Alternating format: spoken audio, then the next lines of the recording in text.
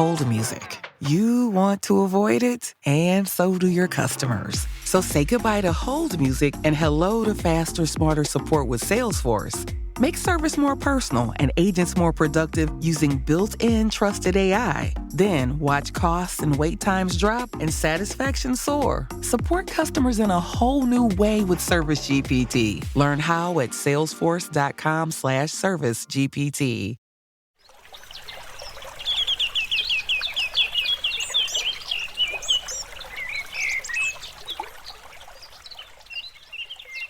Welcome to NatureBacked podcast of Single Earth.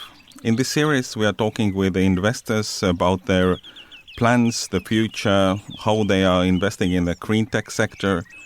My name is Tarmo Virki, and in this episode 1, we are talking with Aleksi Partanen from Icebreaker.VC, how the Icebreaker is investing in early stage companies, how they are seeing the green investment scene developing, and what's out there in the future. Enjoy the show. Aleksi, tell a few words about Icebreaker. What is Icebreaker doing beyond, in addition to breaking ice, of course? In addition to breaking ice, we're a venture capital fund and investor, active in Finland, Sweden, and Estonia as the main markets. We're a team of 15 spread between Helsinki, Stockholm, and Tallinn, investing in the earliest possible stage of typically software-driven companies. In one of its definitions. How it was born? Why Icebreaker? Well, Icebreaker is a great name of which I could tell long stories about.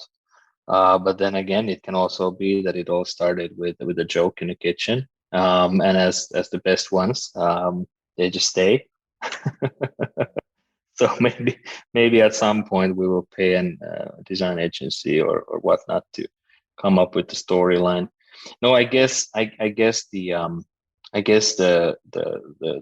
meaning behind one could actually say there really is that at the earliest stage of these companies, they do need to break the ice, right? They might be yet not moving forward at all, or they might be, for example, go out and solve a problem that has not yet been solved, or they might be looking ahead of them like this deep frozen ocean, right? That no vessel can go through, and then they need to make it happen. Does it sound familiar enough to your own venture? Absolutely. It sounds very familiar to different journeys or ventures I've been part of. Tell a few words about how Icebreaker and green tech, climate tech. I know you guys invested in Single Earth, but is there any other kind of green tech investments in your portfolio also? We actually have multiple, and looking at our investment funds, we were running from 2 funds. The first fund was born in 2017, and it was a 20 million euro fund, so it was fairly rapidly invested. The second fund was born when Helsinki went into lockdown, end of March 2020, and it was already a significantly larger fund, so 100 million fund. Looking at the investments we've made, especially from the second fund, we actually have multiple teams that are wrestling with this same insanely large challenge that we have on this planet from different angles. Looking at the investments we've made, most of them are still under the radar, so the teams choose not to become yet publicly known, at least that they are funded in any way. But I would say that almost a quarter of cases that we look at seriously have something to do with different angles of this issue. What's the reason? I mean, I think this one quarter sounds more than probably for the typical VC fund. Maybe these days it's slightly more common than it used to be, but still, why the interest in this field? Yeah, been always trying to keep things as simple as possible, and I feel like in the money market, which venture funds are operating in at the end of the day, money is a pretty fast learner. It typically even learns faster than the rest of the market. So I guess one of the main reasons is that we are becoming, like globally, people are becoming more aware of the issue we're facing, that this planet will not be able to hold us all, or at least not stand everything we do or would like to do. And that, on the other hand, brings a massive amount of opportunities. I was just yesterday talking about one single company, Tesla. They were at one point, they were valued at $1 trillion. What's the value based on? Is it based on amount of sold cars? Probably not. Yeah, how many millions so of it's car? It's based on the market believing that the future will be desiring the innovations that the company is bringing to us all. And I guess, like, to be frank, I feel the interest from venture funds is driven by two different tracks. One is like pure personal interest. For example, I can tell you honestly, I became much more interested about this whole domain when we got our son. So it became a lot more kind of important to think about other than yourself, I guess. And then the other track is the opportunities that we're seeing, like, that are at the end of the day rooted to financial returns, which at the end of the day is what we're supposed to return to our investors. That's how so I don't want to. I don't want to say that we would, for example, be driven purely by our personal interest into saving the world. It would be, in my opinion, naive and misleading. And I guess, like, the latest researches and study papers you can read from different universities and whatnot actually do conclude that without having an element of a kind that would be rooted into the common economics logics, it might not be as fast, at least, the change. Exactly. So, and that's what we are kind of rooting for with a Single Earth, that there should be some kind of change in the whole economic system. When you think of nature-backed financial system, does it sound crazy to you? I remember very, very vividly the day I came to Tallinn from Helsinki. It's like a 2-hour ferry trip, and I was about to meet the first time face to face these two individuals, Merit and Andros, and we met them at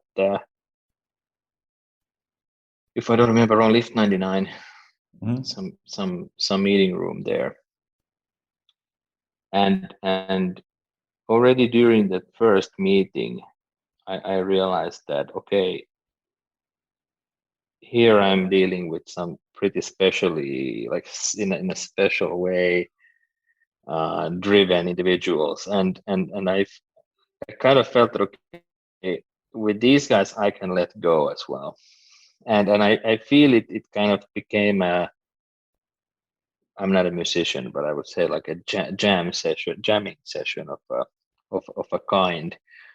And I guess that session just keeps on going, and now there's like, I don't know, 60 or something of you, so it's already a big band. But like it's in the process of creating something new. I mean, you have to let go, and if that's a definition of crazy, then I would say yes. But at the same time, I mean, yeah, I feel it's necessary. Without it, no rational individual would ever conclude, at least with this space, conclude that okay, we should get on to this. We should do it. I think So crazy in a good way, and in a necessary way, I would say. I mean, the kind of development and progress kind of always needs a bit of element of craziness. Otherwise, there is no development, right? Correct. Yeah. I mean, I'm hearing from different directions that the in the investment world, the I don't know, the climate tech is a big deal, and I think somebody recently quoted somewhere saying that there is actually more money than startups for the reasonable climate tech projects. Do you see something similar? For sure. I mean, I was just yesterday talking to a colleague at the much later stage fund than where we invest in, and I often have those discussions with different stage investors because they have a different view, right? On different maturity levels of teams and companies and so on. And we had a pretty good discussion about, like, okay, let's look at Nasdaq IPOs. How many are actually impact driven?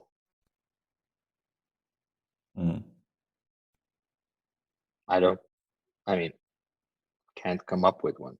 Yeah. Right?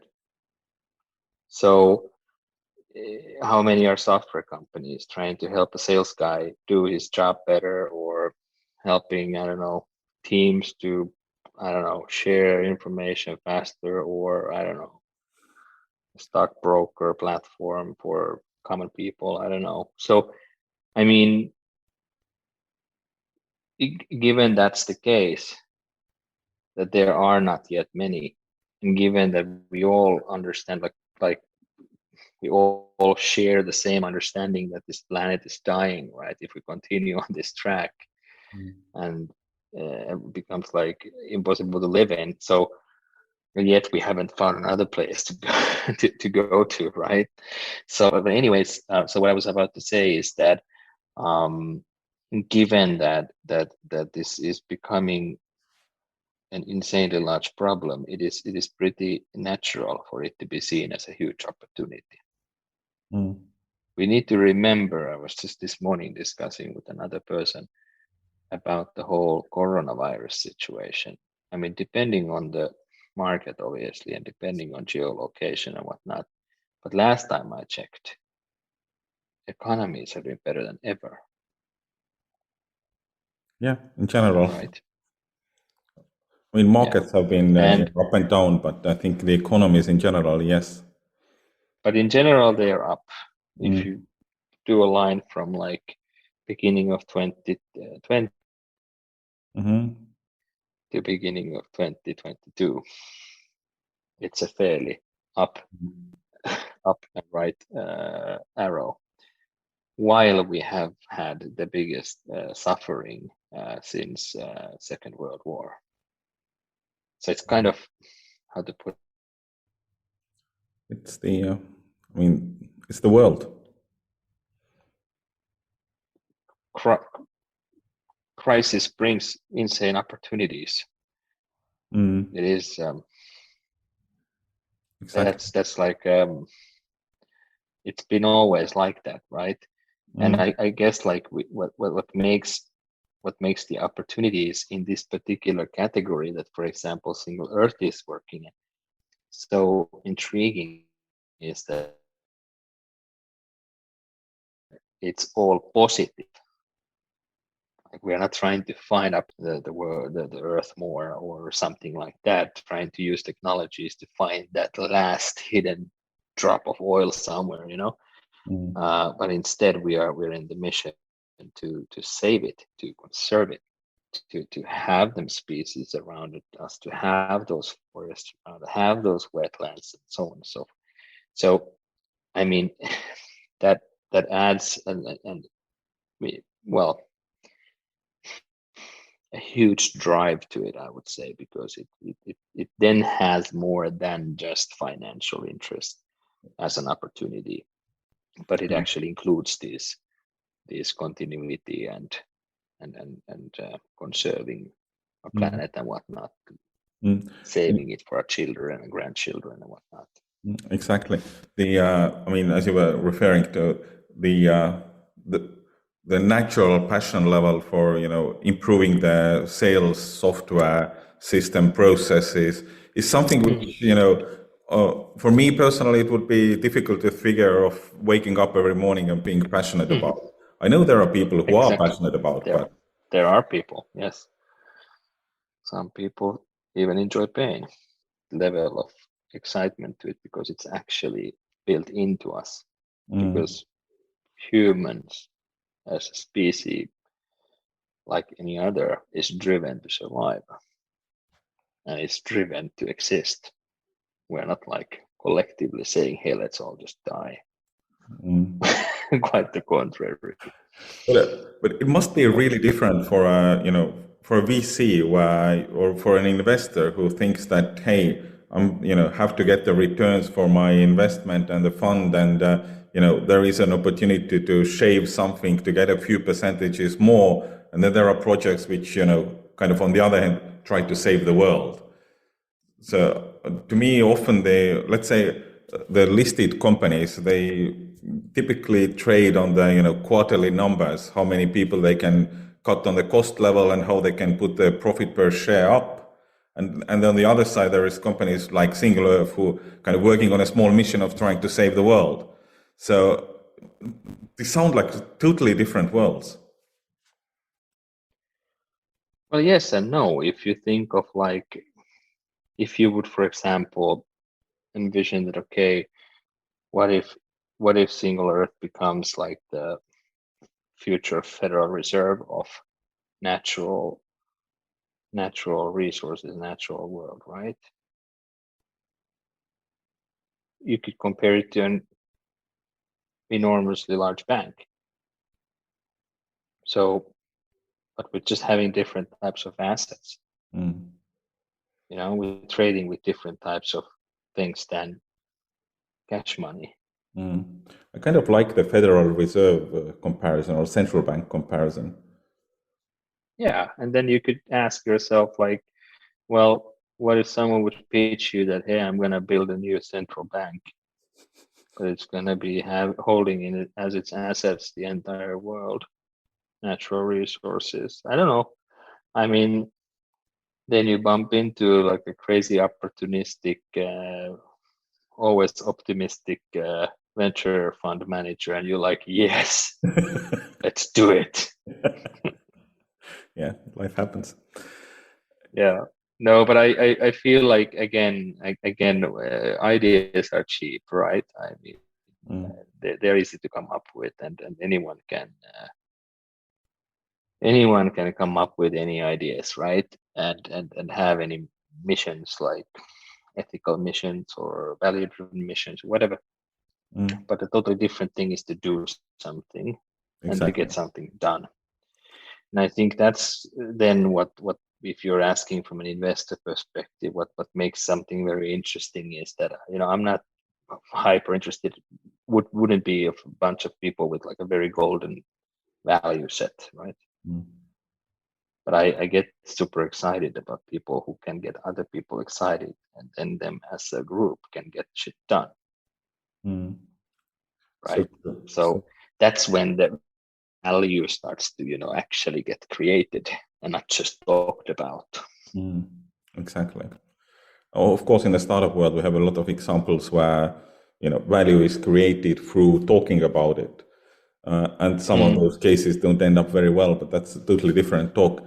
Wanted to maybe slowly starting to wrap up. When you look into the 2022, what's your kind of the big goals this year? How do you want to change the world in the near term? I want to invest in as many teams as possible who are driven by as ambitious or even more ambitious missions than what, for example, Single Earth is pursuing. I feel like the biggest gift we can give not only investors but everyone is just to support those who will help us all to become better. And we as investors, we're doing our small part by giving access to capital, but obviously giving access to expertise and support and what have you, right? And I would like to be able to help as many teams, as many small starts of teams as possible this year. And if they're out there, time is running, we're running out of time. We know that, right? I mean, this planet is running out of time. So the faster we try to help as many people as possible, and the higher the likelihood that some of these will turn into actual change. Cool. If there is listening, small entrepreneurs thinking about their crazy ideas to change the world, or big entrepreneurs who are wanting to change the world, what's the stage to contact you guys? The moment you get the crazy idea. Not before. Even before. Okay. Even before. I mean, there is no such thing as too early for us. Like, we don't need to see a business plan. We don't need to see a presentation. We don't need to have any of that. We are very driven by people. We're very, very open. And if we are not the right people to help you move forward, we probably know who can. Cool. So lowest possible threshold. We are like super keen on getting to know everyone who wants to get something done. That's a very good starting point. And ending for this recording. Thanks, Aleksi, for your time. No, thank you, Tom. Again, my most sincere apologies for the craziness. Thank you for listening. We will be back next week. Turn on to NatureBacked podcast.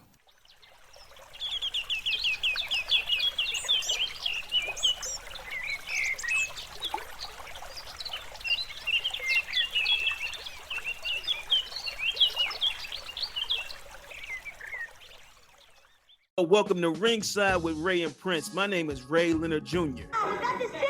No, that's just my dad. My name is Prince Daniels Jr. Daniels again with a big home touchdown. On this show, we come to humanize athletes, entertainers, business executives. We're going to see what makes them tick. Tuesdays, 10 a.m. Pacific time on Spotify, Apple, Amazon, and wherever you get your podcasts. We'll see you there. Peace and power. Electric acid. Miles, are you ready to record our promo for Season 2 of the Wanna Bet podcast? David, have you ever seen a grown man naked? Miles, we're not here to quote lines from Airplane. We're here to tell people that Season 2 starts August 18th. But I like Airplane. I know you do, but Wanna Bet is a sports betting podcast. Each week we bet $1,000 on the NFL teams and games that we love. Well, that sounds like fun. It is fun. And last year you picked over 60% of your games correctly. How'd you do? We're not talking about that. We are telling people that they can find us every Friday. So no more movie quotes. Roger. Electric acid.